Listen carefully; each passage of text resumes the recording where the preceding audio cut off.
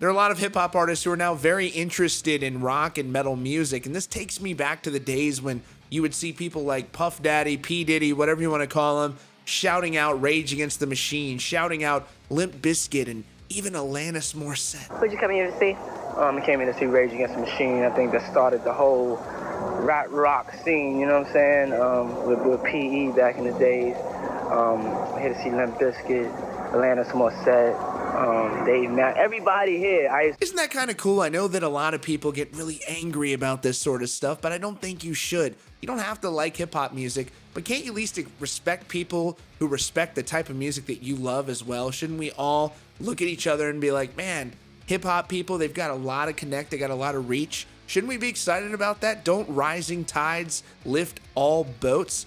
I think that's pretty cool. There are other hip hop artists like Juice WRLD who tragically passed away recently, and he was a big fan of rock and metal music, and unfortunately, he loved the band Yellow Card, and the band turned around and sued him, so we don't necessarily have the best track record of being welcoming to people. But here is Lil Pump, who is very big in the hip-hop world, talking about how he's going into some rock music. He's sort of bringing back nu metal here, and here is his demo of a rock and metal song that he's working on. Now, I'm not going to bullshit you.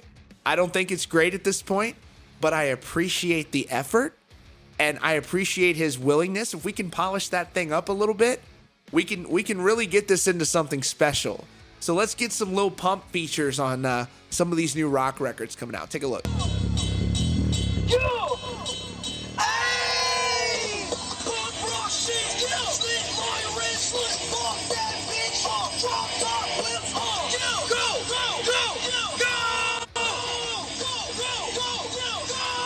So listen, I know that a lot of folks out there, they're not digging this, they're not with this, but I promise you, you do not, particularly in these times, want the genre of rock and metal to be excluded from everyone.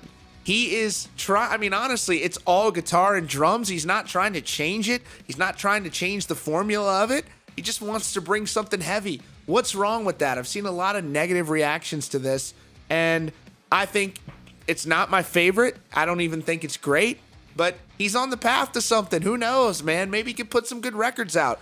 Early on, there were people who were like, Post Malone, I hate that guy. He sucks. Until he did a track with Ozzy Osbourne, and now people are like, okay, yeah, cool. This dude, obviously, I would love to talk to this dude and hear what some of his influences are. He heard something somewhere that inspired him to make that track.